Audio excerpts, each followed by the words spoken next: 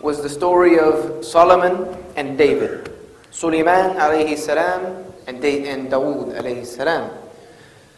And the story of Solomon is that he was one of the greatest kings of Israel in the Bible. He established the temple, which is now the Temple Mount, which is what the Jews are trying to destroy Masjid al-Aqsa to rebuild, thinking that their Messiah is going to come, which is just going to be the Dajjal, so I don't know what they're in a hurry for. But there's another story about Solomon in the Bible, where it says that Solomon once became so weak in his faith that he worshipped idols.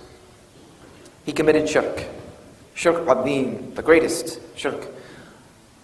And I'm like, okay, God's prophet is now worshipping other gods.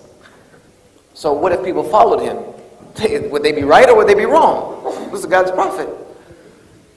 So I'm like, yeah, that's a serious problem. And now I get to the story of David. And this is where I had to say, okay, enough is enough. How many of you know the story of Davud wa Jalut?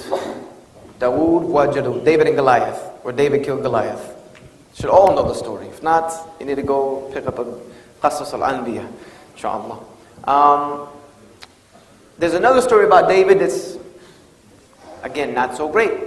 It's a story of a David and a woman named Bathsheba in the Bible. Bathsheba is known as a very beautiful woman in the Bible. She was very gorgeous. And David saw her sunbathing one day on her porch. And he decided that this woman was so beautiful he had to have her. So he went and he slept with her. The only problem is she's married. And she's married to one of the commanders of his army named Uriah. And so David committed adultery, a sin punishable by death according to his own law. And now David has to figure out how to solve the problem. He feels bad about what he did, so he says, okay, let me fix the problem. Do you think he fixes the problem by repenting and becoming a better person and, admitting his sin? Nope.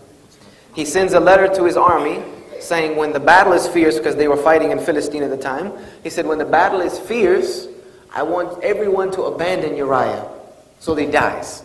So they did that. Uriah was killed, and now David is able to have Bathsheba, and nobody can say a thing. So he committed adultery and then covered it up by committing murder.